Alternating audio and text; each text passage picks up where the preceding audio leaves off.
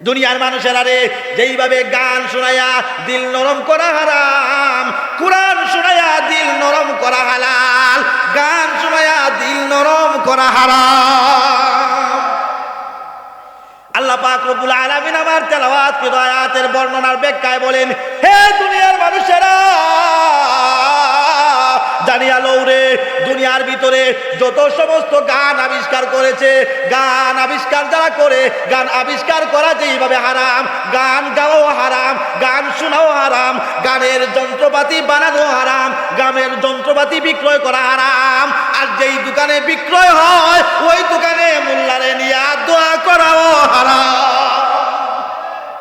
কি মনে করেন গান বাজনার এই আয়োজনের যে সরঞ্জাম বিক্রয় করার জন্য আপনার দোকান ভাড়া নিছে, মোল্লারে নিছে, মোল্লা বেটা আয়রবো আমরা এই দোকানদারের দোয়া কইরা উদ্বোধন করে দেয়া যাও। আচ্ছা, গান বাজনার যে বাদ্যযন্ত্র বিক্রয় করবো যেই লোকটা দোকান দিছে, মোল্লারে নিছে দোয়া করার জন্য, এই মোল্লা বেটা দোয়া করবো আল্লাহ তার দোকানে বরকত দেন। আল্লাহ বলেন এর দোকানে আমি গজব দিব। জিজ্ঞাসা গজব দিবেন কেন? গজবের মাল বিক্রয় করবো, গজব দিব নাকি রহমত দিব নাকি? গজবের মাল বিক্রয় করলে রহমত আয় না গজব আয়। কথা বুঝেন তো আপনারা? গজবের মাল যদি কেউ বিক্রয় করে তার ঘরে রহমত আসবে না গজব আসবে? গজব। তাহলে আল্লাহ বলেন এই গানের সরঞ্জাম বিক্রয়, গানের সরঞ্জাম যেইভাবে বানানো হারাম, বিক্রয় করা হারাম, এবং এই গানের সরঞ্জামকে যারা খরিদ কইরা গরু নিয়ে রাখে, এই গরু নিয়ে রাখাও হারাম। টিভি যে একটা রাখছেন ঘরের ভিতরে গান বাজে, এটা গানের সরঞ্জাম কিনা? সরঞ্জাম। এই গানের সরঞ্জাম বিক্রয় করা কিনা হালাল না হারাম? বিক্রয় করা যেইভাবে হারাম, কিনাও হারাম, দোকানে রাখাও হারাম, ঘরের ভিতরে রাখাও হারাম। আর যেই দোকানে এই গানের মঞ্চ, গানের জিনিসপত্র বিক্রয় হয়, ওই ঘরের ভিতরে, ওই দোকানের ভিতরে হুজুর নিয়া দোয়া করাও হারাম। অনেক সিধা মোল্লা লইয়া যায়। আমার একদিন কঠিন বাজার বলে, হুজুর আমি মিলাদ চলাইতাম, মিলাদ চলাইতে মানে মিলাদ মানে দোয়া করাইতাম। ঠিক আছে, এবার দোয়া তো করতাম, ঠিক ওই দোয়া তো করা গুনার কাজ না সবের কাজ? জোরে বলে না, দোয়া করা কি গুনার কাজ না সবের কাজ? বা সবের কাজ, অসুবিধা নাই। জিজ্ঞাসা করলাম ভাই এই দোকান কিসের দোকান দিবেন? হই হুজুর টেপ রেডিও আর গান ডাউনলোড করে গানের যে সরঞ্জাম আছে এটা আমাদের লাভ খুব বেশি, আমরা এই দোকান দিব। আমি বাবা তোর কাছে দোয়া হসাই মাফ হসাই, আমারে মাফ কর ওখানে। আমি যদি গিয়া দোয়া করি রে বাবা আল্লাহ এ গানের সরঞ্জাম বিক্রয় করবো, এর করে রহমত দেন, বরকত দেন, আল্লাহ বলেন আমি তার করে গজব দিব। আমি বললাম আল্লাহ রহমত দেন, আল্লাহ বলবেন গজব দিব। জিজ্ঞাসা করলাম আল্লাহ গজব দিবেন কেন? এর গজবের জিনিস তার গরতে গজব আসবে না, রহমত আসবে। এই জন্যে গানের সরঞ্জাম যারা বিক্রয় করে তার এই সরঞ্জাম যেইভাবে হারাম, তার উপার্জিত পয়সাও হারাম। এইগুলা যারা খাবে সেইগুলোও হারাম, তার দোকানে দোয়া করাও হারাম। কি মনে হয় আবার টিভি যাদের করে রাখছেন, মোল্লারে দোয়া করছেন, হুজুর আমার করে দোয়া করেন। আমি আমার মসজিদের জুমা পড়াই, আমাকে বল হুজুর আমার করে দাওয়াত আপনার, ঠিক আছে। ওমা যাই দেখি লঙ্গি দিয়া টিভি ডেকে রাখছে। আচ্ছা আমার ডাকছে না আল্লাহরে ডাকছে? আমার সামনে ডাকতে পারে আহকামুল হাকিমিন, আমার রব আসমানের মালিক আল্লাহর সামনে কোনো কিছু ডাকা যায়? ডাকা যায় না। গানের যে সরঞ্জাম একটা শয়তানের বাক্সরে ঘরের ভিতরে রাখছেন, আবার হুজুরে নিয়ে দোয়া করাইতেছেন, আল্লাহ হুজুরের দোয়া, আল্লাহ তার করে রহমত দেন। আল্লাহ বলেন গজবের জিনিস চালু থাকলে রহমত দেই কেমনে? আমরা দোয়া করি আল্লাহ তার মাফ করে দেন, তার তওবা সবগুলাই কবুল করেন, তার জীবনে সব গুনাহ মাফ করেন। আমরা দোয়া করিনি না? করি কি না? আচ্ছা বলেন, মাফ যদি কেউ কারো কাছে চাইতে মাফ চাইতে যায়, শ্বশুরের ভয়ে দামানের ফাও লাগছে, শ্বশুরের ট্যাঙ্গের মধ্যে দামান করি, মেয়ের জামাইরে কি বলেন একটু বলেন না, মেয়ের দামানের ফাও খার ফাও লাগছে, জোরে এখন খার ফাও এত দেখেন কি বলছি, শ্বশুরের ফাও। এবার ফাও যখন লাগছে শ্বশুরের ফায়ের মধ্যে দামানের ফাও, এবার যদি মাফ চাইতে চায় শ্বশুরের কাছে মাপ চাওয়া লাগবে না, ভালো লাগছে যখন বিয়া দিছে। এবার এই শ্বশুরের ভাওয়ার মধ্যে যাইতা দইরা মাপ চাইব না ফাওয়ারাইয়া? আপনার ঘুমানোর কাল্লাই জানে।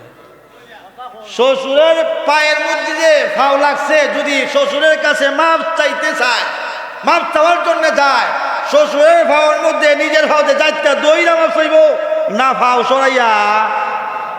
ফাও সরাইয়া। তো বোঝা গেল ফাও সরাইয়া মাপ চাইবা। টিভির ডিশ লাইন জোড়া রাখিয়া আল্লাহর কাছে মাপ চায়, এর মানে গুনার সরঞ্জাম লাইন টিভি আছে, মাপ চাই তোমার কাছে, মাপ চাস নমস্কারী হরস। আল্লাহর কাছে মাপ চাওয়া হয় নমস্কারী হয়। আল্লাহ বলেন দেখ আমার সে মাপ চায়, আর দোয়া শেষে আবার টিভির মধ্যে সুইচ দিব, আবার গান বাজলো, মাপ চাইলো আবার টিভি সুইচ দিল। এটা যেন কেমন জানি শ্বশুরের ভাওয়ার মাঝে ফাউ দেয়া যাইতা দইরা মাপ চাওয়া যেমন, টিভির লাইন গানের লাইন ঠিক রেখা আল্লাহর কাছে মাপ চাওয়াও তেমন। এবার বুঝছেন মুজুরিরে দোয়া করাইতেন, দোয়া যে কবুল হবে কেমনে হবে? আপনার ঘরে গানের সরঞ্জাম সব, শুধু আপনার টিভির মধ্যে গান এমন না, টিভির মধ্যে গান, টেপের মধ্যে গান, মোবাইলও গান, আবার মোবাইলও অশ্লীলতা, সব কিছু আমার কাছে রাইকা ঘরে রাইকা হাত তুলছে আল্লাহ মাফ করেন। আল্লাহ বলেন বাটপারি আর করিস না, আতলামা দোয়া কবুল হবে না। ওই কেন ওই শ্বশুরের ফাওয়ার মধ্যে ফাও দে যাইতা দইরা মাফ চাইলে যেই রকম মস্কারির মাফ হয়, গুনার সরঞ্জাম চালু রাইকা আমি আল্লাহর কাছে মাফ চাইলো সেই রকম বাটপারি হয়। এবার আল্লাহর কাছে মাফ চাইলে কেমনে চাইবেন সেটা বুঝা নিয়েন। সূরাতুল লুকমান, এই সূরার ভিতরে গান বাজনা সম্পর্কে একটা আয়াত, সেই আয়াতটা হলো লুকমানের 6 নম্বর আয়াত। আল্লাহর নবী বিশ্ব নবী মুহাম্মদুর রাসূলুল্লাহ সাল্লাল্লাহু আলাইহি ওয়াসাল্লাম দুনিয়ার আগমনের পরে 40 বছর যখন নবীজির বয়স হয়, কথাগুলি খুব দিল দিয়ে শুনবেন এবং দরদ নিয়ে শুনবেন, যাতে আপনারা বুঝতে পারেন কিছু। আপনাদের মন যদি আমার সাথে অ্যাড হয় তাহলে কথাগুলি বুঝাইতে সহজ হবে, বুঝতে সহজ হবে। আল্লাহর নবীর বয়স যখন 40 বছর, কত বছর? একটু আওয়াজ দেন, কত বছর? 40 বছর বয়স যখন আমার নবীর হয়, তখনই নবীজি হেরা গুহার ভিতরে, আল্লাহর নবী পাহাড় বেয়ে বেয়ে হেরা গুহার ভিতরে যায়া আল্লাহর এবাদতে মগ্ন হয়ে গেলেন। আর এবাদত করতেছেন, চলছে এবাদত, আল্লাহর এবাদত চলছে। হঠাৎ করে আল্লাহ পাক রব্বুল আলামিন জিবরাইল আলাইহিস সালাতু ওয়াস সালামের মাধ্যমে আল্লাহ পাক আমাদের নবীকে নবুয়তি দিলেন, কোরআন নাজিল করলেন। সুবহানাল্লাহ বলেন। যে কোরআন নাজিল হয়েছে 20 বছর বয়সে না 40 বছর বয়সে? 40 যখন নবীর বয়স হয়, হেরা গুহাত আল্লাহ পাক কোরআন নাজিল করেন। যখন নবীজির উপরে কোরআন নাজিল হয়, নবীজি কোরআন নিয়ে যখন বাড়িতে আগমন করলেন, নবীজির শরীরে জ্বর উঠে গেল। বাড়িতে এসেই আম্মাজান খাদিজাতুল কুবরা রাদিয়াল্লাহু আনহাকে বললেন, খাদিজা আমারে তাড়াতাড়ি কম্বল দাও, আমার শরীরে জ্বর উঠেছে। কেন জ্বর উঠলো? সাথে সাথে পয়গম্বর বলেন, আমাকে এমন একজন মানব দেহি মানুষের মতো আসলেন, বুকের সাথে ওনার বুকের সাথে আমার বুক মিলাইলেন আর আমাকে শিখাইয়া গেলেন, ইকরা বিসমি রাব্বিকাল্লাযী খলাক, কোরআন নাজিল করে দিলেন। আর বললেন এই কোরআন তেলাওয়াত করার জন্য। পয়গম্বর আরবি যখন কোরআন নিয়ে ওনার গোত্রের মধ্যে আগমন করলেন, আগমন করেই নবীজি কোরআন তেলাওয়াত শুরু করলেন। সুবহানাল্লাহ পড়েন। কোরআন তেলাওয়াত যখন শুরু করলেন, আমি যে আয়াত তেলাওয়াত করেছি, আল্লাহ এই আয়াত কেন নাজিল করলেন, এই কেন নাজিল করলেন সেটার কারণটা কি? কারণে বলা হয় শানে নজুল।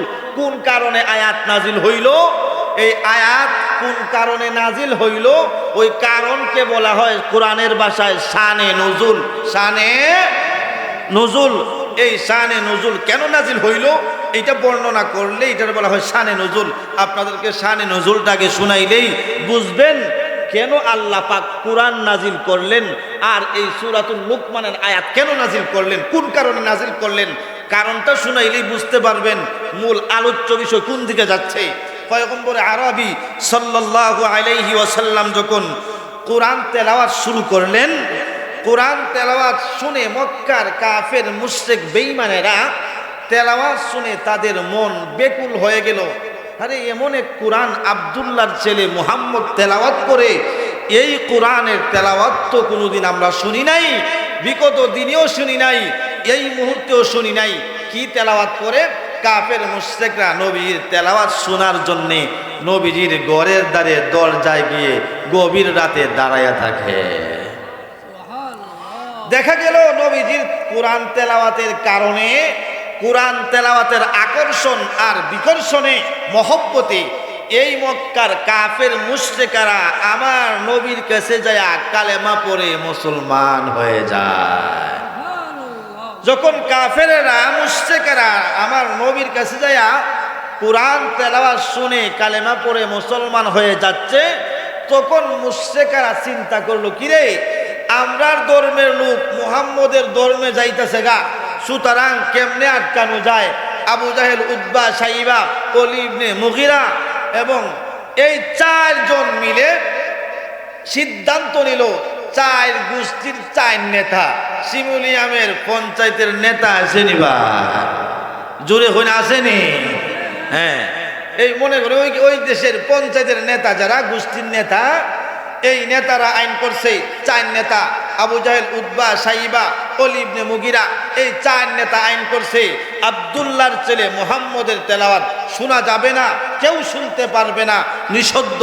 যখন নিষেধ করছে, এরপরেও কিছু কিছু মানুষ মুহাম্মদের তেলাওয়াত শোনার জন্যে রাত্রের বেলায় নবীজির ঘরের দ্বারে দাঁড়ায় থাকে।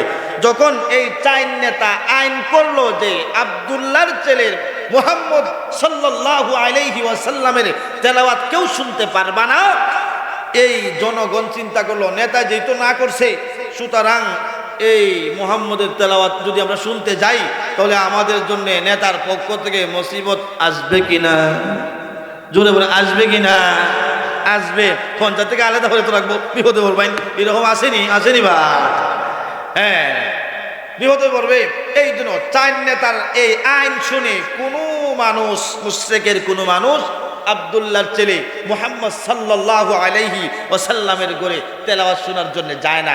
কিন্তু দেখা গেল রাত্রের গভীরে এই আবু জাহেল, উতবা, সাইবা, এই মুগীরা সহ এই চার নেতা একজন একজন করে করে আমার নবীর খেজুর পাতার ঘরের পাশে একজন একজন করে হাজির হয়ে গেল।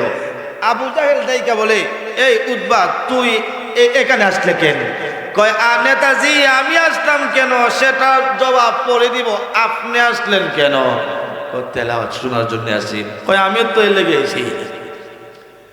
একজন একজন করে চারজন হাজির, একজন একজনকে প্রশ্ন করে, সবার প্রশ্নের জবাব, চারজনের প্রশ্নের জবাব চারটা না একটা, জুড়ে কয় না, চারজনের জবাব কি চারটা না একটা? এবার আবু জাহেল বলে, আমরা নেতারা যদি এইভাবে আইন লঙ্ঘন, নিজের আইন নিজেই লঙ্ঘন করি তাহলে জনগণে আমাদের কথা মানবে কি? দেখবেন রাত্রে গভীরে কেউ যদি প্রতিদিন কোনো জায়গায় গান শুনতে যায় বা যে কোনো জায়গায় যায় তাহলে একদিন না একদিন ধরা পড়ে কিনা, একদিন, দুই দিন, তিন দিনের পরে 4 নম্বর দিন আর ধরা পড়তে মিস নাই। এক পর্যায়ে এরা চিন্তা করলো যে আমরা যদি এইভাবে লঙ্ঘন করি, তাহলে আমরা যদি লঙ্ঘন করি আর পাবলিক যদি আমরা দেখে যে আব্দুল্লাহর ছেলে মুহাম্মদের তেলাওয়াত শোনার জন্য নিজে আইন কইরা, নিজে আইন লঙ্ঘন করে আবার মুহাম্মদের ঘরে দাঁড়াই, পাবলিক যদি দেখে, আর নেতা মানত না, নেতা তো মানতই না, আমাদেরকে পাবলিকের চাইতো বাদ মনে করবে। সুতরাং কি করা যায়? কয়েক কাজ করেন, আমরা চারজনে সিদ্ধান্ত নেই যে আমরা চারজন আর কোনোদিন এই আব্দুল্লাহর ঘরে, আব্দুল্লাহর ছেলে মুহাম্মদের ঘরে আর কোনোদিন আসবো না। আগে তো পাবলিক নিয়া ওয়াদা করছিল, আইন করেছিল, এখন এই সাইন নেতায় বৈঠক করছে, আর কোনোদিন আমরা এই তেলাওয়াত শুনবো, জোরে বলেন শুনবো। এই আওয়াজ দেন না, শুনবো আইন করছে। এবার দেখা যায় কিছুদিন আপনার যখন মোহাম্মদের গড়ে ওরা যায় না, হঠাৎ করে দেখা যায় ওমা আবার দেখা যায় রেডি গেছে একজন একজন খইরা আবার আল্লাহর নবীর গড়ের দ্বারে যায়। আবু জাহেল গেছে প্রথম, দ্বিতীয়বার আবার উতবা সাইবা অলিব মুগিরাও গেছে, সাইবা গেছে পরে, তিনজন গেছে আগে। এবার যখন এই সাইবা যখন 4 নম্বরে গিয়া নবীর দরজায় হাজির হয়েছে, এই 3 নেতা দেখে কয় আমরা তো ইসলাম তুই এই সৎকারে কই কেন আইছি এটার জবাব পরে দেই, আগে আমার ব্যাপারে জান না লও। কই কি ব্যাপার তোমার? কই আমার ব্যাপার হইল আমি রাত্রের বেলা ঘুমাইলাম, বিবি আমার কাছে রাত্র যখন গভীর হয়ে গেল, মোহাম্মদ আব্দুল্লাহর ছেলে মোহাম্মদের তেলাওয়াতের সময় হয়ে গেল, তখন আর চোখে ঘুম ধরে না। সুবহানাল্লাহ। মুশরিকদের কিতাব কোরআন কি মুশরিকদের কিতাব না মুসলমানদের কিতাব? হ্যাঁ, সাইবা ডাক দেখায়, ওরে আবু জাহেল উতবা অলিব মুগিরা জানিয়ালো রে, আমি আমার লাত এবং উজ্জার কসম করে বলি রে, আমি রাত্রের বেলা ঘুমাইলাম, কিন্তু ঘুমের ঘরে যাওয়ার পরে আর তো আমার ঘুম লাগে না, চোখের ভিতরে ঘুম লাগে না। ছেলের কাছে গেলাম, মেয়ের কাছে গেলাম, মূর্তির কাছে গেলাম, লাত এবং উজ্জার কাছে গেলাম, ঘুম লাগে না। বিবির কাছে গেলাম রে, এরপরেও আমার চোখে ঘুম আসে না। আমার কলিজা আমার দিল সিদ্ধান্ত গ্রহণ করলো, আমাকে আমার দিল আমার কলিজা আমাকে সিদ্ধান্ত দিয়েছে, ওরে সাহেবা যতক্ষণ পর্যন্ত আব্দুল্লাহর ছেলে মোহাম্মদের কোরআনের তেলাওয়াত না শুনবা, ততক্ষণ পর্যন্ত তোমার কলিজা ঠান্ডা হবে না। সাথে সাথে আমি এই সিদ্ধান্ত গ্রহণ করলাম, আমার মূর্তির কসম, লাত এবং উজ্জার কসম করে বলি রে, দুনিয়ার সমস্ত কিতাব যাচাই করলাম, কোরআনের মতো আর কোনো কিতাব আমি দেখি নাই। তবে তোমরা সাক্ষী থাকো, পৃথিবীর ভিতরে আগেও এমন কিতাব আসে নাই, আর পরেও আসবে না। আমি আমার মূর্তির কসম করে বলি, কোরআনের চেয়ে সত্য কিতাব আর পৃথিবীতে হবে না। আল্লাহু আকবার। জিন্দাবাদ। ঘরে ঘরে দাঁড়ালো, হুঁশিয়ার সাবধান, আল কোরআনের সত্যরা। মুসলমান ভাইরারে আমার, 4 নেতা পয়গম্বরের ঘরে যায় যখন তেলাওয়াত শুনে, সাহেবা বলে আমি সিদ্ধান্ত গ্রহণ করলাম, কোরআনের তেলাওয়াত ছাড়া আমার কলিজা ঠান্ডা হবে না। এই জন্যে আমি ঘর ছেড়ে, বাড়ি ছেড়ে, সন্তান বিবি সব ছেড়ে মুহাম্মদের তেলাওয়াত শুনে আমি কাফেরের কলিজা ঠান্ডা করতে আসলাম। কাফেরের কলিজা ঠান্ডার জন্যে আল্লাহর নবীর ঘরে দাঁড়ায়। এবার 4 নেতা বাড়িতে আসে, এসে সিদ্ধান্ত গ্রহণ করে, আমাদের সিদ্ধান্ত আমরাই লঙ্ঘন করি, পাবলিক তো লঙ্ঘন করে করে আমরাও লঙ্ঘন করে ফেললাম। সুতরাং আমরা যদি এইভাবে চলাফেরা করি তাহলে আমাদের ধর্ম ঠিক থাকবে না, আমাদের কর্ম ঠিক থাকবে না, আমাদের পাবলিক আমাদের কথা মানবে না। সিদ্ধান্ত গ্রহণ করো, কোরআনের উল্টা আরেকটা আবিষ্কার করো। যদি কোরআনকে থামাইতে চাও, কোরআনকে যদি দমাইতে চাও, কোরআনকে যদি তোমরা মিটাইতে চাও, কোরআনের বিপক্ষে আরেকটা আবিষ্কার করো। এবার সবাই একজন একজন করে সিদ্ধান্ত দেয়, পরামর্শ দেয়, কি করা যায়, কি করা যায়। বলে এক কাজ করো, একটা গানের আবিষ্কার করো। গানের যদি আবিষ্কার হয়, একদিকে কোরআন আর একদিকে গান, একদিকে কোরআন আর কোরআনের বিপক্ষে আমরা গান আবিষ্কার করব। মানুষেরা কোরআন ছেড়ে দিয়ে আমাদের গান শুনতে থাকবে। জুড়ে বলি নাউজুবিল্লাহ। গান খরিদ করবে কে, আনবে করতে গে? মক্কা মদিনায় আরবতে কোনো গান নাই, তখন সময় আনবে করতে গা। একটা পরামর্শ দিছে, নজর ইবনে হারেস নামের আরেক বদমাইশ কাফের, হে ব্যবসা করে বিভিন্ন দেশে। কই এক কাজ করেন, এই নজর ইবনে হারেস বিভিন্ন দেশে যাইয়া ব্যবসা করে, তাহলে আমরা দায়িত্ব দেই, তুমি গায়ক গায়িকা, তবলা, হারমোনিয়াম, বাঁশি যা লাগে, দুলডুকি তুমি যাইয়া কিনে আনবা, আর না আমাদের দেশে দিবা, আর আমরা এই গানের প্রচলন চালু করব। এর আগে গান ছিল না। এক পর্যায়ে এই নজর ইবনে হারিসে ওরা দায়িকাই না বলছে, ভাই আপনি তো বিভিন্ন দেশে, শাম দেশে যান, বিভিন্ন রোম পারস্য বিভিন্ন দেশে যান, আপনি আমাদের জন্য কোরআনের বিপক্ষে একটা গানের মঞ্চ যাতে তৈরি হয় এমন একটা সিস্টেম আমাদেরকে দেন। এক পর্যায়ে নজরুল ইবনে হারিস, হ্যাঁ গান তো আছে বিভিন্ন দেশে, আমি খরিদ করে তোমাদের জন্য আনবো, টাকা কত লাগবে? টাকা লাগবে না, এগুলো ফ্রি। এগুলা কি ফ্রি কিনা দিব? সবের লাইয়া, সবের জন্য না কোরআনের বিপক্ষে? কোরআনের বিপক্ষে। গান কোরআনের পক্ষে না বিপক্ষে? আবিষ্কার শুরু হয় কোরআনের বিপক্ষে। এবার নজরুল ইবনে হারিস বিভিন্ন দেশে যায়, আর এই কাফেররা যে মন্ত্র দিছিল গান কিনার লেগা, খালি গুড়ায় বাজারে বাজারে চক্কর দেয়, আর গুড়ায় কোন জায়গাত গান পাওয়া যায়, কোন জায়গাত নর্তকী পাওয়া যায়। হঠাৎ করে এই পারস্যের, রোম পারস্যের একটা দেশে যায়, দেখে বাজারে এক নর্তকী নাচ্চা নাচ্চা গান গায়। এই নর্তকী নজরুল ইবনে হারিস নর্তকীকে খরিদ করলো। নর্তকী যে গান গায় এই গানের বইও কিনে আনছে। নর্তকী যদি রাস্তাত মরি জায়গা, গানের বই তো আর মরতো না। এই জন্য গানের তবলা সরঞ্জাম যা লাগে বই সহ গায়িকা সহ হে ওয়াইসা কিনা লইয়া মক্কাতে আইনে হাজির করছে। হাজির করে মক্কা নগরীতে এবার গানের প্রচলন চালু হয়। যখন প্রচলন চালু হয় তখনও অনেক মানুষ নবীজির কোরআন তেলাওয়াতের আকর্ষণে নবীজির কাছে যায়। আমার নবী যখন তেলাওয়াত করেন, মধুর কণ্ঠে যখন তেলাওয়াত করেন, হাল আতা আলাল ইনসানি হিনুম মিনাদ দাহরি লাম ইয়াকুন শাইআম মাযকুরা ইন্না খালাকনাল ইনসানা মিন নুতফাতিন আমসাজিন নাবতালিহি ফাজআলনাহু সামিআম বাসীরা। নবীর তেলাওয়াত শুনে কাফের বেঈমানরা নবীর দিকে, নবীর ঘরের দিকে দৌড়ায়।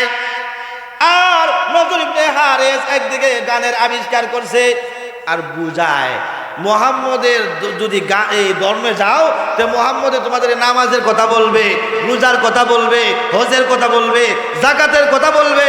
আবার ধর্মের জন্যে, তার ধর্মের জন্যে, কোরআনের জন্যে, ইসলামের জন্যে নিজের জীবন বিসর্জন, যুদ্ধের ময়দানে নিজের জীবনকে শহীদ করার জন্যে তোমাদেরকে দাবিত করবে। আর আমরা যেটা আবিষ্কার করছি, তোমরা নামাজ পড়া লাগতো না, রোজা রাখা লাগতো না, হজ করা লাগবে না, যাকাত দেওয়া লাগবে না, নিজের জীবন শহীদ করতে লাগবে না, তোমরা পেট পুরা খাইবে আর নাচ্চা নাচ্চা গান শুনবে। তোমাদের জন্য আমাদের এই উপহার। কিছু কাফের মুশরিকেরা খুব খুশি, না ঠিক আছে, এবার আমাদের নেতা যে সুন্দর আবিষ্কার করছে ও খুব ভালো, আলহামদুলিল্লাহ। এবার এরা তো গান শোনার জন্য কিছু মানুষ পাগল। আল্লাহ পাক রব্বুল আলামিন সাথে সাথে সূরাতুল লুকমানের 6 নম্বর আয়াত নাজিল করে দিলেন, وَمِنَ النَّاسِ مَن يَشْتَرِي لَهْوَ الْحَدِيثِ لِيُضِلَّ عَن سَبِيلِ اللَّهِ بِغَيْرِ عِلْمٍ وَيَتَّخِذَهَا هُزُوًا। হে দুনিয়ার মানুষেরা, আমার কোরআনের পরিবর্তে আমি আল্লাহ পাক রব্বুল আলামিন আমার নবীর উপরে কোরআন নাজিল করলাম। আর ওই কোরআন আমার পয়গম্বর তেলাওয়াত করে মানুষকে শোনান। আর এই তেলাওয়াত শুনে শুনে কাফের মুশরিক বেঈমানের দলেরা দলে দলে কালেমা পড়ে মুসলমান হয়। আমার নবীর তেলাওয়াতের আকর্ষণের কারণে কাফের মুশরিকরা আমার নবীর ঘরের দরজায় দাঁড়ায় এই কোরআনকে মিটিয়ে দেওয়ার জন্য, এই কোরআনকে আপনার মিশিয়ে দেওয়ার জন্য। কোরআনের বিপক্ষে মক্কার কাফের মুশরিকেরা নজরুল ইবনে হারিস এবং তার দলবল সঙ্গী সাথীরা বিভিন্ন দেশ থেকে গান খরিদ করে আনলো। আর ওই গান মক্কা নগরীতে আবিষ্কার করছে। কেন আবিষ্কার করছে? ওয়ামিনান নাসি মান ইয়াশতারি লাহুল হাদিথি লিয়ুদিল্লা আন সাবিলিল্লাহ, মানে ইউদিল্লা আন সাবিলিল্লাহ, মানুষকে আল্লাহর রাস্তা থেকে সরিয়ে গুমরাহ করার জন্য। ওয়ায়াত্তাকিদাহা হুজুয়া, মানুষকে কোরআন থেকে সরায়া, জান্নাতের পথ থেকে সরায়া জাহান্নামের দিকে নেওয়ার জন্য। শুধু তাই নয় রে, ওই জাহান্নামের দিকে আনে। আবার কাফের মুশরিকরা আবার বলে ওয়ায়াত্তাকিদাহা হুজুয়া।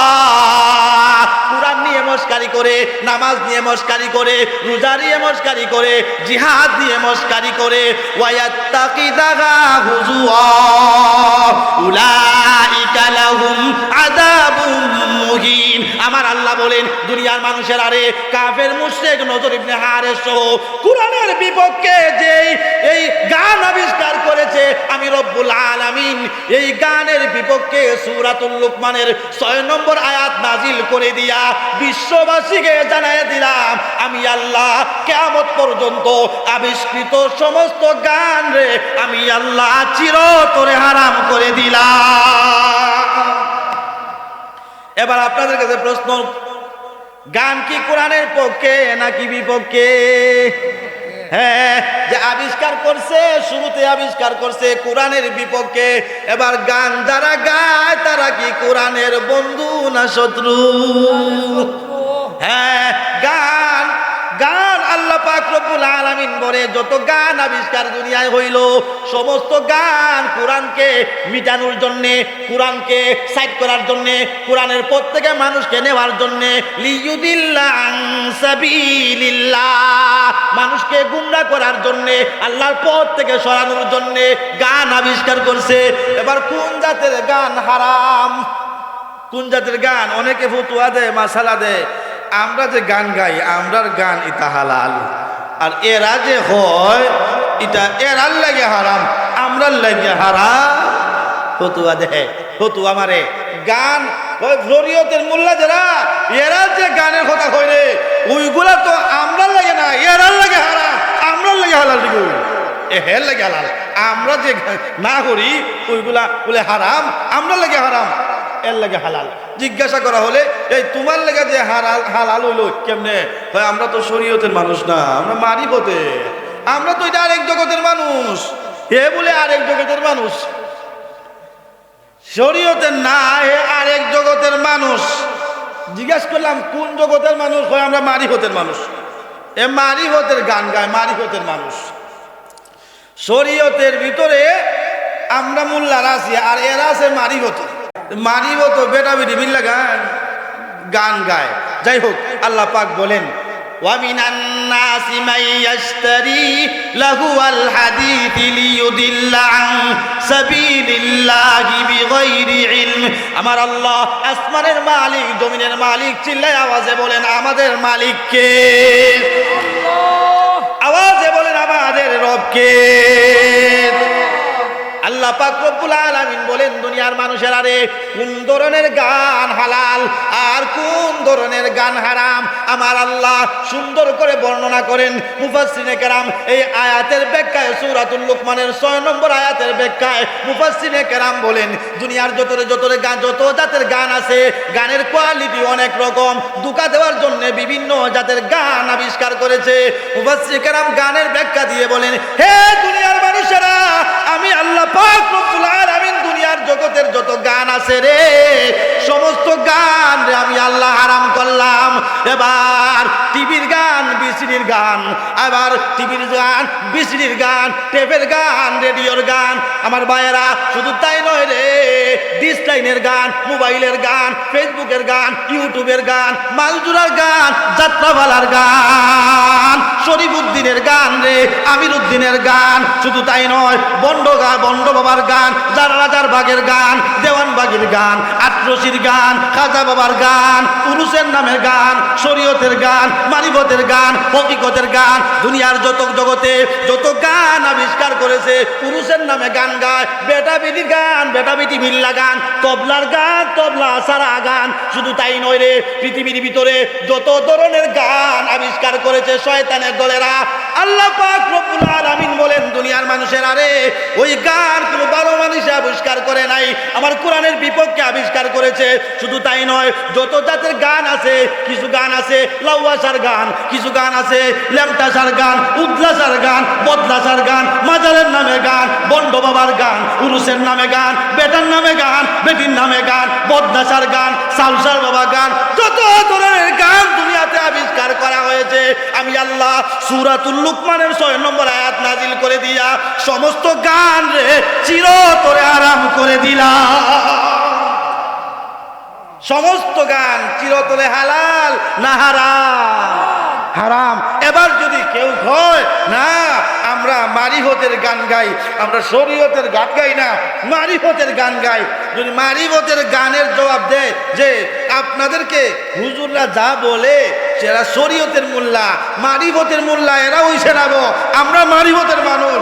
এই হুজুররা 20 বছর 22 বছর 18 বছর কোরআন হাদিস পড়ার পরেও এরা শরীয়ত বুঝলো আর হেরা মুত্তা ফানি লয় না, হে মারিফত বুঝাইছে, হে মারিফত বুঝে। জীবনের অর্ধেক পড়াইতে পড়াইতে পড়তে পড়তে শেষ করলো, ওই লোক শরীয়ত কালি বুঝে, মারিফত বুঝে না, আর হে মুত্তা ঢিলা লয় না, ফানি লয় না, হে মারিফত বুঝে। এবার মারিফতের অলিফুল হুজুর একটা বয়ান আমি শুনছিলাম, মারিফতের একটা জবাব তিনি দিচ্ছেন। এক লোক হুজুরকে বলছে যে হুজুর আপনারা যে ওয়াজ শুননা, আমি কতদিন শুনলাম, আপনারা যে ওয়াজ শুননা মানুষরে দিল নরম করেন, আমরাও গান শুনাইয়া মানুষরে দিল নরম করি। হে ওয়াজ শুনাইয়া দিল নরম আর গান শুনাইয়া দিল নরম, নরম তো দুইটা ঠিক ওই।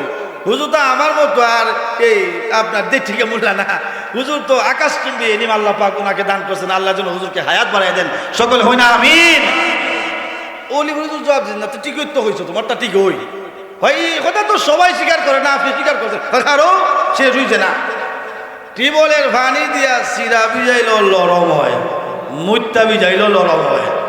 টিবলের পানি দা না ভিজাইয়া লরম তো ঠিকই আছে, টিবলের পানি দিয়া সিরা না লরম হইরা মুত্তা ভিজাইয়া লরম হইরা খাইস, এটা তো পানি, এটা তো পানিও নরম তো ঠিকই হয়। কোরআন হাদিসের ওয়াজ শুনাইয়া নরম আর কোরআনের বিপক্ষে গান শুনাইয়া নরম, নরম তো দুইটা ঠিক হয়, সিরাও তো নরম দুইটা ঠিক হয়। একটা হলো টিবলের পানি, একটা হলো মুত্তা পানি দিছে। যেইভাবে হুজুর এটি বুঝাইতে চাইলেন দুনিয়ার মানুষের আরে যেইভাবে গান শোনাইয়া দিল নরম করা হারাম, কোরআন শোনাইয়া দিল নরম করা হালাল, গান শোনাইয়া দিল নরম করা হারাম। আল্লাহ পাক রব্বুল আলামিন আমার তেলাওয়াত কৃত আয়াতের বর্ণনার ব্যাখ্যায় বলেন, হে দুনিয়ার মানুষেরা জানিয়া লৌরে, দুনিয়ার ভিতরে যত সমস্ত গান আবিষ্কার করেছে, গান আবিষ্কার যারা করে, গান আবিষ্কার করা যেইভাবে হারাম, গান গাওয়াও হারাম, গান শোনাও হারাম, গানের যন্ত্রপাতি বানানো হারাম, গানের যন্ত্রপাতি বিক্রয় করা হারাম, আর যেই দোকানে বিক্রয় হয় ওই দোকানে মোল্লারে নিয়ে দোয়া করাও হারাম। কি মনে করেন গান বাজনার এই আয়োজনের যে সরঞ্জাম বিক্রয় করার জন্য আপনার দোকান ভাড়া নিছে, মোল্লারে নিছে, মোল্লা বেটা আয়ো আমরা এই দোকানদারের দোয়া কইরা উদ্বোধন করে দেয়া যাও। আচ্ছা গান বাজনার যে বাদ্যযন্ত্র বিক্রয় করবো যে লোকটা দোকান দিছে, মোল্লারে নিছে দোয়া করার জন্যে, এই মোল্লা বেটা দোয়া করবো আল্লাহ তার দোকানে বরকত দেন, আল্লাহ বলেন এর দোকান আমি গজব দিব। জিজ্ঞাসা গজব দিবেন কেন? ওই গজবের মাল বিক্রয় করবো, গজব দিব নাকি রহমত দিব নাকি? গজবের মাল বিক্রয় করলে রহমত আয় না গজব আয়, কথা বুঝেন তো আপনারা? গজবের মাল যদি কেউ বিক্রয় করে তার ঘরে রহমত আসবে না গজব আসবে? গজব। তাহলে আল্লাহ বলেন এই গানের সরঞ্জাম বিক্রয়, গানের সরঞ্জাম যেইভাবে বানানো হারাম, বিক্রয় করা হারাম, এবং এই গানের সরঞ্জামকে যারা খরিদ কইরা গরনিয়া রাখে, এই গরনিয়া রাখাও আরাম। টিভি যে একটা রাখছেন ঘরের ভিতরে গান বাজে, এটা গানের সরঞ্জাম কিনা? সরঞ্জাম। এই গানের সরঞ্জাম বিক্রয় করা কিনা হালাল না হারাম?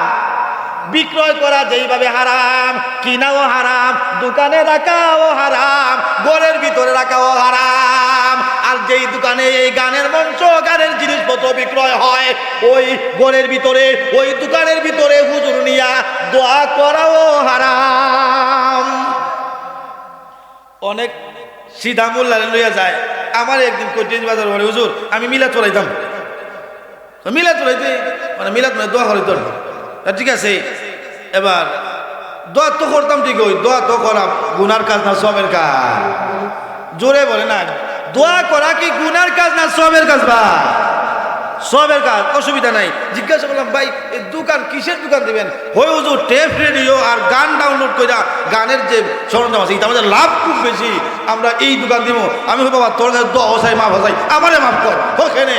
আমি যদি গিয়া দোয়া করি রে বাবা আল্লাহ এ গানের সরঞ্জাম বিক্রয় করবো, এর করে রহমত দেন বরকত দেন। আল্লাহ বলেন আমি তার করে গজব দিব।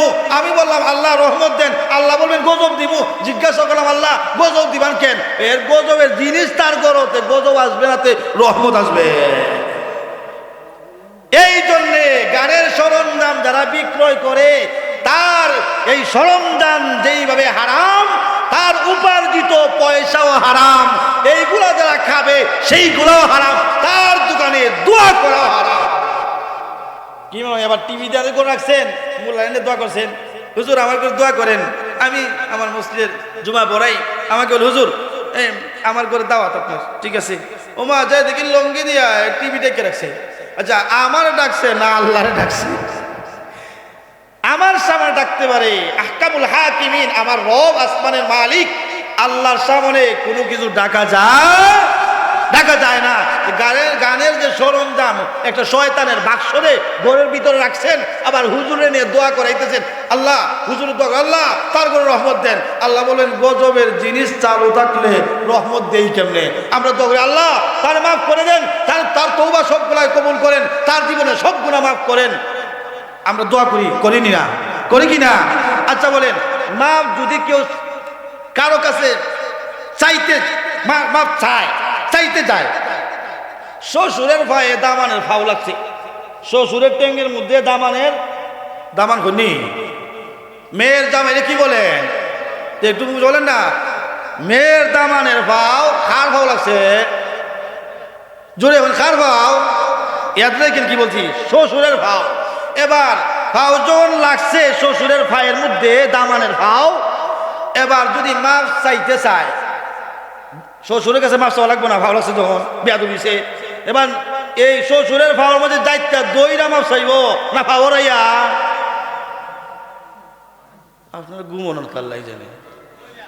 শ্বশুরের পায়ের মধ্যে যে ফাও লাগছে, যদি শ্বশুরের কাছে মাফ চাইতে চায়, মাফ চাওয়ার জন্য যায়, শ্বশুরের ভাওয়ার মধ্যে নিজের ভাও যে যাইতে দইরা মাফ চাইব না ফাও সরাইয়া?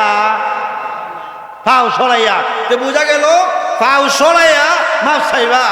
টিভির ডিসলাইন জোড়া রাখিয়া আল্লাহর কাছে মাফ চায়, এর মানে গুনার সরঞ্জাম লাইন টিভি আছে, মাফ চাই তোমার কাছে, মাফ চাস না মস্কারি করস?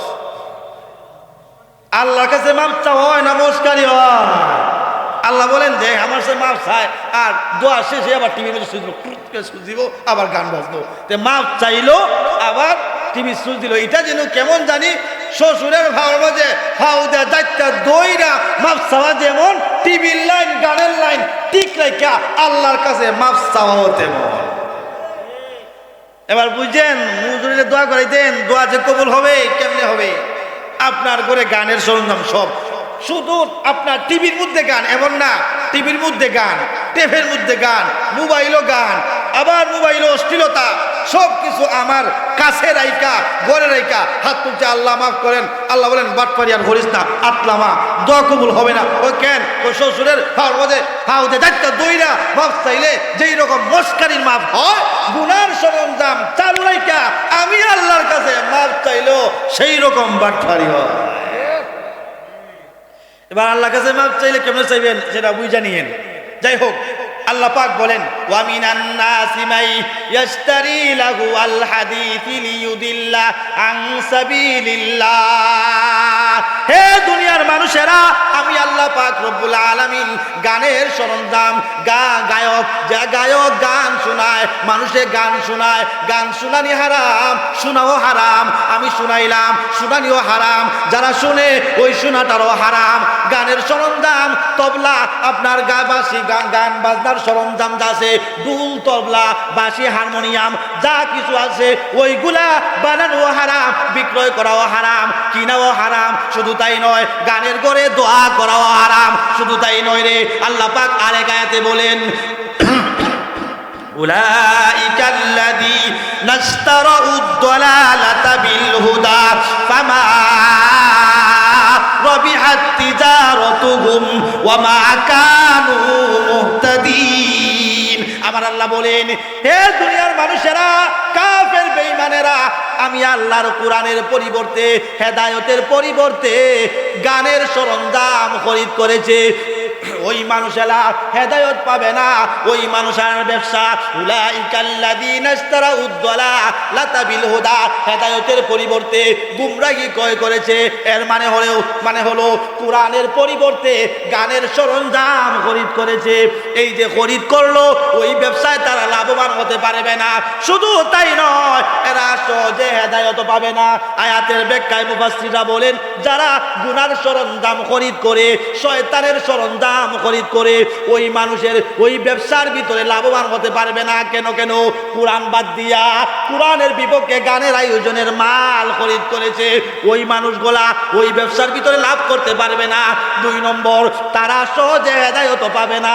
এবার আমি যদি ঘরের ভিতরে টিভি নিয়ে রাখি, তাই বোঝা গেল আমি সহজে হেদায়েত পাওয়ার সুযোগ নাই।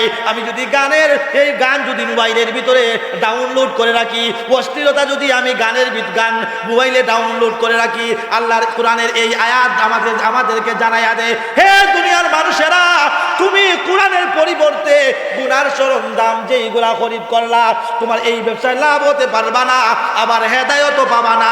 বুঝা গেল, হেদায়েত যদি কেউ পাইতে চায়, আল্লাহর কোরআনে বাদ দিয়া শয়তানের জিনিস খরিদ করিয়া হেদায়েত পাওয়ার কোনো সুযোগ নাই, জান্নাতে যাওয়ার কোনো সুযোগ নাই। এবার আমার ঘরে যদি হেদায়েত আসতে চায়, আমার ছেলের ঘরে, আমার মেয়ের ঘরে, আমার বিবির ঘরে, আমার আহালের ভিতরে, আমার এই এলাকায় হেদায়েত যদি আসতে চায়, আমার ঘর থেকে ধরে আমার এলাকা পর্যন্ত যদি হেদায়েত আসতে চায়, শয়তানের জিনিস খরিদ না করে আল্লাহ যেইগুলাকে হালাল করেছেন ওইগুলা খরিদ করে আপনার ঘরে রাখলে আপনার ঘরে হেদায়েত আসবে। শয়তানের মাল যদি খরিদ করে রাখেন, তাহলে আপনার ঘরে হেদায়েত আসবে না। এতে পরিষ্কার বোঝা গেল, টিভি যদি কারো ঘরে থাকে, তার ঘরে সহজে হেদায়েত আসবে না। যদি গানের আয়োজন কারো ঘরে থাকে, তার ঘরে সহজে হেদায়েত আসবে না। কারো বিয়ে শাদীতে যদি ওলিমা করে, শুধু তাই নয়, বিয়ে বাড়িতে ডেক্সেট বাজায়, আরো বিভিন্ন ধরনের আয়োজন করে, এই আয়োজনের কারণে মানুষ ঘুমাইতে পারে না। তুমি যদি বিয়ের আয়োজন, ছেলে বিয়ে করাও আর ডেক্সেট বাজাইয়া মানুষকে কষ্ট দেও, গান বাজাও, মেয়ে বিয়ে দিতে যাইয়া গান বাজাও, বলেন তো ওই গান বাজনা ওইগুলা কি আমার নবীর সরঞ্জাম নাকি শয়তানের? শয়তানের সরঞ্জাম লাগাইয়া বিয়ে শাদী করলা, বিয়ে শাদী দিলা। আল্লাহ পাক বলেন, তুমি কখনো হেদায়েত পাবা না, সহজে হেদায়েত লাভ করতে পারবা না। বুঝা গেল, শয়তানের আবিষ্কৃত জিনিস যদি আমার কাছে থাকে রে, তাহলে আমি হেদায়েত পাবো না, হেদায়েত আসবে না। হেদায়েত যদি না আসে, আসবে কি? গুমরাহি আসবে। আর আমি যদি গুমরাহি আমার কাছে আসে, শয়তানের সরঞ্জাম যদি আমার কাছে আসে, তাহলে আমার ক্ষতি কি হবে? আমার ক্ষতি কি হবে? আল্লাহ পাক কুরআনুল কারীমের আর এক আয়াতে বলেন, ইন্নাশ শাইতানা লাকুম আদুউম ফাত্তাকিদুহু আদুওয়া ইন্নামা ইয়াদউ হিজবাহু লিয়াকুনু মিন আসহাবিস সাঈর। ইন্নাশ শাইতানা লাকুম আদুউম, হে দুনিয়ার মানুষেরা, নিশ্চয় শয়তান তোমাদের শত্রু। শয়তান আমাদের কি? ইন্নাশ শাইতানা লাকুম আদুউম, হে দুনিয়ার মানুষেরা, শয়তান তোমাদের শত্রু। ফাত্তাখিদুহু আদুওয়া, হে দুনিয়ার মানুষেরা, শয়তান রে তোমরা এই শত্রু হিসাবে গ্রহণ করবা, বন্ধু বানাবা না। কেন বন্ধু না বানানি কারণ কেন? শয়তান কোনোদিন মানুষের জান্নাতের দিকে ডাকে না, শয়তান মানুষকে সরাসরি জাহান্নামের দিকে ডাকে না রে। কোন দিকে ডাকে? শয়তান 24 ঘন্টা মানুষকে সরাসরি জাহান্নামের দিকে ডাকে না। শয়তান মানুষদেরকে জাহান্নামের রাস্তায় ডাকে। জাহান্নামের রাস্তা এর মানে হলো ওই পুরো গান বাজনা আবিষ্কৃত অশ্লীলতা বেহায়াপনার দিকে মানুষকে শয়তান আহ্বান করে। মানুষকে যদি শয়তান ডাইকা বলে, শয়তান যদি ভাই ডাইকা বলে মুরব্বি আপনি জাহান্নামের দিকে যান, বড় ভাই জাহান্নামের দিকে যান, হুজুর জাহান্নামের দিকে যান, কেউ জাহান্নামের দিকে যাবে না। শয়তান জাহান্নামের দিকে না ডাইকা জাহান্নামের রাস্তায় ডাকে। জাহান্নামের রাস্তা কোনটা? আল্লাহ পাক বলেন ইন্নাশ শাইতানা লাকুম আদুউম ফাত্তাখিদুহু আদুওয়া ইন্নামা ইয়াদউ হিজবাহু লিয়াকুনু মিন আসহাবিস সাঈর। শয়তান তোমাদের শত্রু, শত্রু হিসাবে গ্রহণ করো রে। আর শয়তান 24 ঘন্টা তোমাদেরকে অশ্লীলতার দিকে ডাকে, গানের দিকে ডাকে, বেহায়াপনার দিকে ডাকে, জিনার দিকে ডাকে, গান বাজনার দিকে ডাকে, যাত্রাপালার দিকে ডাকে, অশ্লীলতার দিকে ডাকে। অশ্লীলতা জাহান্নামের রাস্তা, জাহান্নামের রাস্তায় আনে। আল্লাহ পাক আরেক আয়াতে বলেন জাহান্নামের রাস্তায় আনে কেন? আরেক আয়াতে বলেন, আয়াতে আল্লাহ পাক আরেক আয়াতে বলেন ইয়াইদুহুম ওয়া ইউমান্নিহিম ওয়া মা ইয়াইদুহুমুশ শাইতানু ইল্লা গুরুরা উলাইকা মাওয়াহুম জাহান্নাম ওয়া লা ইয়াজিদুনা আনহা মাহিসা।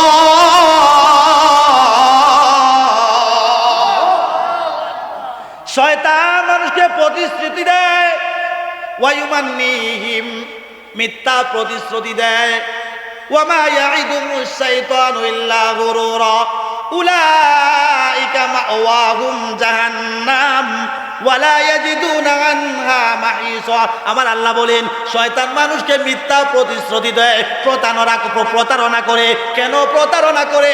মানুষকে শয়তান তার দলভুক্ত করে, দলভুক্ত করে শয়তানের দলের ভিতরে নিয়ে যায়, শয়তানের সদস্যর ভিতরে নিয়ে যায়। আর শয়তানের সদস্য যদি কাউরে বানাইতে পারে, শয়তান যেই জায়গায় যাবে তার অনুসারীরাও সেই জায়গায় যাবে। বলেন তো জুড়ে বলেন, শয়তান জান্নাতি না জাহান্নামী? জাহান্নামী। শয়তান জাহান্নামী, এই জন্যে মানুষকে জাহান্নামের দিকে ডাকে। এবার শয়তানের ওয়াজ যারা শুনবে, শয়তানের নসিহত যারা শুনবে, শয়তানের আদেশে শয়তানের কুমন্ত্রণা পাইয়া যেই মানুষগুলা গান বাজনা আবিষ্কার করবে, গান বাজনার আয়োজন করবে, গান বাজনা শুনবে, গান বাজনা শিখবে, গান বাজনা দেখবে, ওরা সবগুলা শয়তানের অনুসারী। আর শয়তান যাবে উলাইকা মাওয়াহুম জাহান্নাম ওয়া লা ইয়াজিদুনা আনহা মাহিসা।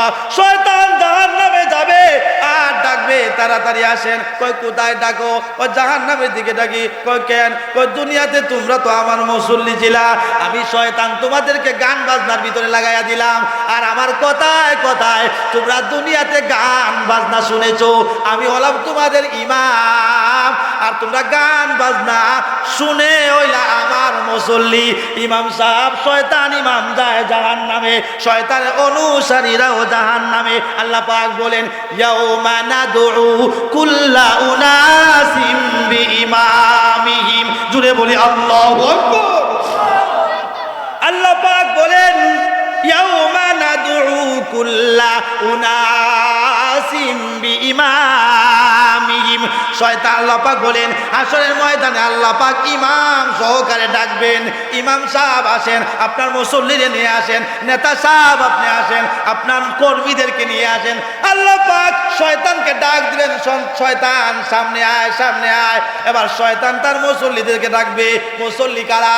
যারা শয়তানের কথায় গান বাজনা শুনছে, শয়তানের কুমন্ত্রণা পাইয়া অশ্লীলতা করেছে, শয়তানের কুমন্ত্রণা পাইয়া টিভি খরিদ করেছে, গান বাজনার সরঞ্জাম খরিদ করেছে, গান বাজনা শুনছে, গান বাজনা শিখছে, গান বাজনা বাজাইছে, বাজাইয়া শয়তানের অনুসারী হইল। এবার আল্লাহ বলে শয়তান তোমার উম্মতদেরকে নিয়া, তোমার অনুসারীদেরকে নিয়া তাড়াতাড়ি যাও। এবার ইমাম সাহেব শয়তান জাহান্নামের দিকে যায়। শয়তানটাকে মুসল্লিরা তোরা আমার সাথে আয়। কয় কোন দিকে? কয় জাহান্নামের দিকে। ও জাহান্নামও যাইব কেন? কয় তোরা না আমার কথা গান বাজনা শুনছিলে, এবার আমি নেতা যেই দিকে, কর্মীরাও। হ্যাঁ, এবার বুঝছেন আপনি কার অনুসারী হবেন? আল্লাহর পয়গম্বর বলেন, দুনিয়ার মানুষেরা রে, গান বাজনা শুনলে তোমাদের গান বাজনা আমার আয়াতের আলোচ্য বিষয়ের শেষ দিকে আল্লাহ পাক বলেন কুফল, এই গান বাজনা শোনার কাপড়ে এটার কুফলটা কি, এটার ফলাফল কি, এটা কুফল আছে, কুফলটা কি, এটার বেহায়াপনার কুফলটা কি? আপনারা আজ পর্যন্ত কেউ শুনতে পারছেন গান বাজনা শোনার পরে কোনো মানুষ নামাজি হইছে? আমার তেলাওয়াতকৃত হাদিসের ভিতরে আল্লাহর রাসূল বলেন, ক্বালা রাসূলুল্লাহি সাল্লাল্লাহু আলাইহি ওয়াসাল্লাম, আল গিনা ইউনবিতুন নিফাকা ফিল কলব কামা ইউনবিতুল মাউজ জারহ। গান বাজনা শোনার কারণে কি ক্ষতি হয়? গান বাজনা শোনার কারণে মানুষের দিলের ভিতরে নেফাক সৃষ্টি হয়। এই চৈত্র মাস জমিন ফেটে যায়, যখন এই জমিনে পানি পড়ে ওই জমিন থেকে গাছ উৎপন্ন হয়। বোঝা গেল পানি যদি জমিনে পড়ে গাছ হয়, আর গান যদি দিলে পড়ে নেফাক হয়। রাসূল বলেন, যদি কেউ গান শুনে দিলে নেফাক হয়, জমিনের ভিতরে পানি দিলে যেইভাবে জমিন থেকে গাছ তৈরি হয়, ফসল তৈরি হয়, ঠিক তেমনি ভাবে গান শোনার কারণে দিলের ভিতরে নেফাক তৈরি হয়। এবার নেফাক যে তৈরি হয় একটা প্রমাণ আপনাদের সামনে আমি দেই। প্রমাণ হলো, আমির উদ্দিনে একটা কথা একদিন বলেছিল, কইতাম নি, নেফাক যে সৃষ্টি হাদিসের বর্ণনায় নেফাক যে আয় সেটা বোঝানোর জন্য আমির উদ্দিনে গান গায়। গানটা কি? ও ভাই, কোরআন যদি আল্লাহর কিতাব হয়, তেল চূড়া এখানে খায়, ও মুল্লাজি কোরআন বুঝা ভরণী। হে অত বড় মোল্লা হইছে, হের দরকার কোরআন শিখো বইয়া। কি কথাটা কি কইল? কোরআন যদি আল্লাহর কিতাব হয়, তেল চূড়ায় এখানে খায়। তেল চূড়ায় কি কোরআন শরীফ চিনে? তেল চূড়ায় কোরআন শরীফ চিনে? কোরআনের পাতা তো তেল চূড়ায় চিনে না, এটা কাগজ। হে দেখা দিয়া হয় কোরআন যদি আল্লাহর কিতাব হয়। এটা কি জবাব দিচ্ছে না প্রশ্ন করছে? প্রশ্ন করছে, এ বেটা, কোরআন যদি আল্লাহর কিতাব হয়, এটা তেল চূড়া খাইতে পারে রে? তের প্রশ্নের জবাবে বোঝা যায় কোরআন আল্লাহর কিতাব না। আবার শেষের উত্তরে স্পষ্ট হয়, আল্লাহ কোরআন বুঝা বলনি। এর মানে হইলো এটা আল্লাহর কোরআন না, তোমরা বুঝা বলনি এটা কোরআন, যে এটা আল্লাহর কিতাব বুঝা বলনি। তার প্রশ্নের জবাব বলেন তো, এই কথায় তার দিলে কোরআনের প্রতি বিশ্বাস আছে? জোরে বলে আছে। এই জন্য রাসূল বলেন, আল গিনা ইউনবিতুন নিফাকা ফিল কলব কামা ইউনবিতুল মাউজ জারহ। আল্লাহর রাসূল বলেন, হে দুনিয়ার মানুষেরা, জমিনের ভিতরে পানি দেওয়ার পরে যেইভাবে জমিন ফসল হয়, ঠিক তেমনিভাবে গান শোনার কারণে দিলে নেফাক সৃষ্টি হয়। একটা নেফাকের বর্ণনা দিলাম। 2 নম্বর নেফাকের বর্ণনা, কিছু কিছু বর্ণনা ডাইকা ডাইকা বলবে, দেখবেন বলবে যে কোরআনে কোন জায়গায় গান নিষেধ আছে, হাদিসে কোন জায়গায় গান নিষেধ আছে। আলেম উলামারা মুফাসসিরগণ সুন্দর করে বয়ান করে হাদিসের ভাষায় বর্ণনা করে বোঝান, গান বাজনা চিরতরে হারাম, গান বাজনা হারাম, গান বাজনা হারাম।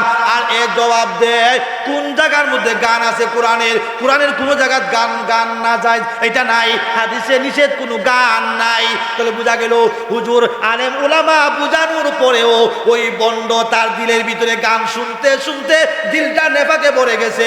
আলেমের কথা বিশ্বাস করে? হ্যাঁ, বিশ্বাস করে না। তাহলে গান শোনার কারণে কয়টা ক্ষতি হয়? 6টা ক্ষতি হয়। গান শোনার কারণে 6টা ক্ষতি। কয়টা ক্ষতি? কুফল। এই গান শোনার কারণে কয়টা ক্ষতি হয়? ক্ষতিটা ওই কুফল। 1 নাম্বার, গান শোনার কারণে সম্পদ নষ্ট হয়। বলেন তো কি নষ্ট হয়? আপনি যে টিভিটা কিনছেন, টাকা গেছে না? গেছেনি? হ্যাঁ, 1 নাম্বার, গান শোনার কারণে মুফাসসিরে কেরাম বলেন গান শোনার কারণে 6টা ক্ষতি হয়। কারণে সম্পদ নষ্ট হয়। কেন সম্পদ নষ্ট হয়? এই তোমার সম্পদ দিয়া গানের সরঞ্জাম যা কিনলা, ওইগুলা সম্পদ নষ্ট হলো। আল্লাহ পাক বলেন, উলাইকাল্লাযীনা ইশতারাউদ দালালাতা বিল হুদা ফামা রাবিহাত তিজারাতুহুম ওয়া মা কানু মুহতাদিন। হেদায়েতের পরিবর্তে মধ্যে গুমরাহি খরিদ করেছো, লাভ করতে পারবা না। এর মানে হলো এই গানের সরঞ্জাম যেগুলা টাকা দিয়া খরিদ করলা, ওইগুলার কারণে সম্পদ নষ্ট হয়ে গেল। 2 নাম্বার, 1 নাম্বার সম্পদ নষ্ট হয়, 2 নাম্বার সময় নষ্ট হয়। যাত্রাপালার গান, উরুসের গান, মালজুরার গান, যত ধরনের গান আছে সবগুলা গান যদি মানুষেরা গান শুনে, গান শুনতে যাইয়া সময়ের অপচয় হয় কিনা? গান শুনতে যাইয়া সময় নষ্ট হয়। তোমার হায়াতের জিন্দিগির থেকে গানের কাতারে সময় নষ্ট করে দিলা। 2 নাম্বার, গানের ভিতরে সময় নষ্ট হয়। 3 নাম্বার, সময় শুধু নষ্ট হয় এমন শুধু নয় রে, শুধু সময় নষ্ট হয় এমন নয়, শরীরের স্বাস্থ্য নষ্ট হয়। গান শুনতে যাইয়া রাতে 2টার সময় ঘুমাইলা, গান শুনতে শুনতে রাতে 3টার সময় ঘুমাইলা। ঠিক মতো ঘুম না হওয়ার কারণে শরীরের লাভ হলো না ক্ষতি হলো? শরীর নষ্ট হয়। 4 নাম্বার, পয়গম্বর বলেন 4 নাম্বার, গান শোনার কারণে চরিত্র নষ্ট হয়। কি নষ্ট হয়? যারা টিভি সিনেমা দেখে, গান শুনে, ছবি দেখে, এই ছবি দেখার ভিতরে কি দেখা যায়? একজন আরেকজনে কিলায়, একজন আরেকজনে কিলায়, এইটাই দেখে একজন আরেকজনে গলি করে, একজন আরেকজনে মারে। এক ছেলে আরেক বেটার ফুরিরে বাগায় লইয়া জায়গা। টিভি এটাও তো দেখায় না, এতে বেশি। তাহলে টিভি তোমারে কিতা শিখাইলো? টিভি তোমারে গান শিখাইলো, টিভি তোমারে নাচানাচি শিখাইলো, টিভি তোমারে ঘুষাঘুষি শিখাইলো, কিলাকিলি শিখাইলো, এক জায়গা থেকে আরেক জায়গা ফাল দেওয়া শিখাইলো। শুধু তাই নয়, টিভি তোমারে এই গান বাজনা, টিভি তোমারে এক বেটার মেয়ে আরেক বেটার ছেলে প্রেম করা শিখাইলো, এক বেটার মেয়েরে আরেক বেটার ছেলে বাগাইয়া নেওয়া শিখাইলো। বোঝা গেল এই টিভি সিনেমা গান মানুষকে আল্লাহওয়ালা বানাইছে না, চরিত্র নষ্ট করে দিছে। চরিত্র নষ্ট করে দেয়, চরিত্র নষ্ট করে দেয়। শুধু তাই নয়, এই টিভি সিনেমা গান বাজনা মানুষের শরীর নষ্ট করে, সম্পদ নষ্ট করে, সময় নষ্ট করে। 4 নাম্বার, প্রেম প্রীতি শিখায়। দেখবেন প্রেম প্রীতি শিখায় কেমনে প্রেম করণ যায়, কেমনে একটা মেরে ভালোবাসা যায়, কেমনে তার করে যাওয়া যায়, কেমনে ঢুকা যায়, কেমনে পলায়ন করা যায়, কেমনে লয়া বাইগা জঙ্গলের দিকে লয়া বাড়িতে যাওয়া যায়, হোটেলে যাওয়া যায়। বোঝা গেল টিভি সিনেমা মানুষের নামাজি বানায় না, টিভি সিনেমা মানুষকে কোরআন তেলাওয়াত শিখায় না, টিভি সিনেমা গান বাজনা মানুষকে আল্লাহওয়ালা বানায় না, জিকিরকারী বানায় না, তওবাকারী বানায় না। টিভি সিনেমা গান বাজনা মানুষের চরিত্র নষ্ট করে দিয়া সব মানুষদেরকে জিনার দিকে ধাবিত করে। মানুষের চরিত্র ঠিক করে না নষ্ট করে? খালি চরিত্র নষ্ট করে এমন নাই, গান বাজনা টিভি সিনেমা মানুষকে চরিত্রহীন বানায়, জিনাকারী বানায়, লম্পট বানায়, বদমাশ বানায়। কতক্ষণ ঠিক কিনা? গান বাজনা, বোঝা গেল গান বাজনা মানুষের শুধু চরিত্র নষ্ট করে এমন নয়, তোমার মেয়েটারে গান বাজনা বেহায়া বানায়, তোমার ছেলেটাকে চরিত্র নষ্ট করে দেয়, তোমার ছেলে মেয়েকে জিনার দিকে গান দাবিত করে, হায়াওয়ানের দিকে দাবিত করে। হায়াওয়ান জিনা করে, এক হায়াওয়ান আরেক হায়াওয়ানের সাথে জিনা করে। এই জিনা করা টিভি সিনেমা তোমার সন্তানকে শিখাইয়া দিল, চরিত্র নষ্ট করে দিল। এবার 5 নাম্বার, তোমার দিলের ভিতরে এই গান বাজনা কুফুরি ঢুকাইয়া দিল। কি ঢুকাইয়া দিল? গান বাজনা তোমার দিলের ভিতরে কুফুরি ঢুকাইয়া দেয়। 6 নম্বর, আমার আলোচনা শেষ। 6 নম্বর, আল্লাহ পাক বলেন এই গান বাজনা মানুষের ঈমান আমল নষ্ট করে দেয়। কি নষ্ট করে? ঈমান আমল নষ্ট করে। একটা মানুষ রাত্রেবেলা গান শুনতে শুনতে 3টার সময় ঘুমাইলো, এই 3টার সময় গান শুনতে শুনতে ঘুমানির কারণে বলেন তো ওই লোকটার জন্য ফজরের নামাজ পড়া সহজ না কঠিন? তাহলে এই গান বাজনা ফজরের নামাজ নষ্ট করে দিল। গান বাজনা, তোমার গান বাজনা এই অশ্লীলতা তোমার নামাজ নষ্ট করে দেয়, তোমার আমল নষ্ট করে দেয়। তাহলে শিখায় কি? ওই যে একটু আগে বললাম, বেহায়াপনা, বাগাবাগি আর কিলাকিলি আর প্রেম প্রীতি শিখায়, আর ঈমান আমলে চিরতরে নষ্ট করে দেয়। গান শুনতে শুনতে এমনও মানুষ আছে, এমন গান শুনতে শুনতে আল্লাহরে গালি দেয়। কথা কোন ঠিক কিনা? কুখ্যাত খবিস জাহান্নামের কীট কুকুর আবুল সরকার গান গায়, আল্লাহরে গালি দেয়। কয় আল্লাহ কোরআনে কি বলেছে সে বুঝে না। আল্লাহ যে জবাব দেয় কোরআনে, আল্লাহ যে কথাগুলি বলেছেন ওই কথাগুলির আগাও হয় না, মাথাও হয় না। তোর জন্মের আগা নাই মাথা নাই, কোরআনের মাথা পাবে কি করে? কোরআনের মাথা পাবে কি করে? কোরআনের মাথা পাবে কি করে? আবুল সরকার সে বলে কোরআনের আগামাতা সে পায় না। আল্লাহ কি বলেছে? আগামাতা পায় না। আরেকটা বক্তব্য আরেক জায়গায় দিছে যে আল্লাহ সূরা নাসের ভিতরে কুল আউযু বিরাব্বিন নাস মালিকিন নাস ইলাহিন নাস, নাস অর্থ মানুষ।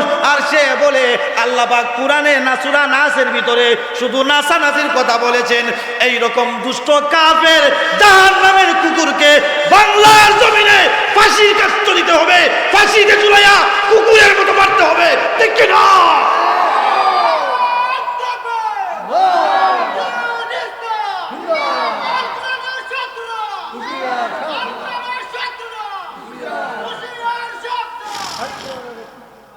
আমি বলতে চাই এই কাফের মুশরিকের দালাল আবুল সরকার, আমার নিয়ে তুমি গালি দিতে পারো, এতে আমার কোনো সমস্যা নেই। আমার বাবের নিয়ে গালি দিতে পারো, এতে কোনো সমস্যা নেই।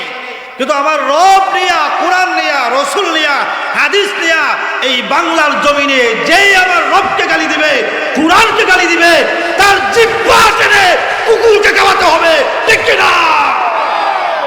এ আবুল সরকার আরো বলেছে আল্লাহরে গালি দেয়। বলেন তো, আমরা সব সহ্য করতে পারি, কিন্তু রবকে যারা গালি দেয় সহ্য করতে পারি? কিন্তু দুঃখের বিষয় হলো আমাদের দেশে কিছু বাউল বক্তা আছে, ফাউল বক্তা আছে, এরা এই আবুল সরকারের পক্ষে সাফাই গায়।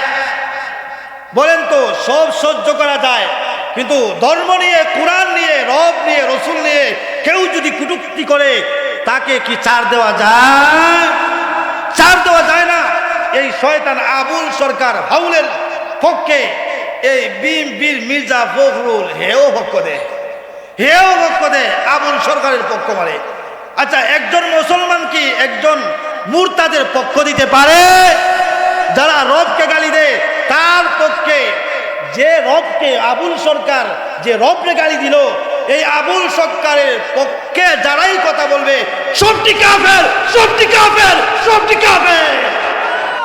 সামান্য জান্না পরিমাণ ঈমান নিয়ে যারা দুনিয়াতে বসবাস করবে, এরা কমপক্ষ রবকে যারা যে গালি দিবে তার পক্ষ নিতে পারে। আল্লাহ পাক রব্বুল আলামিন। তাহলে কি বলতেছিলাম যে এই আবুল সরকার সে কি যে ঈমান এবং আমল সে রবকে গালি দিয়ে দেওয়ার কারণে তার ঈমান রইল না গেল? 6 নম্বর, এই গান গাওয়ার কারণে, গান শোনার কারণে আমলও নষ্ট হয়, ঈমানও নষ্ট হয়। এ তো গান গাইয়া রবরে গালি দেয়, ঈমান নষ্ট করছে। আর যত ফাতলারা, বাউলেরা, এই জিহাদিরা এবং এই মির্জা ফখরুল ইসলাম আলমগীর হেও যে এই বাউলের পক্ষ দিল, পক্ষ দেওয়ার কারণে তার ঈমান রইল না গেল। এই জন্য পক্ষ দিতে গেলে বুটের কারণে মুরতাদের পক্ষ দিয়া ঈমান নষ্ট করা এটা কমপক্ষে প্রকৃত মুসলমানের খাসিয়ত হতে পারে। আল্লাহ পাক আমাদের সকলকে এই গান বাজনা নিজের জীবন থেকে পৃথক করে আল্লাহ পাকের দরবারে হেদায়ত কামনা করে আল্লাহ পাক যেন আমাদের সকলকে কোরআন হাদিস অনুযায়ী জীবন গঠন করতে পারি, আল্লাহ যেন তৌফিক দান করেন। সকলে বলি আমিন। ওয়া আখিরু দাওয়ানা আলহামদুলিল্লাহি রাব্বিল আলামিন।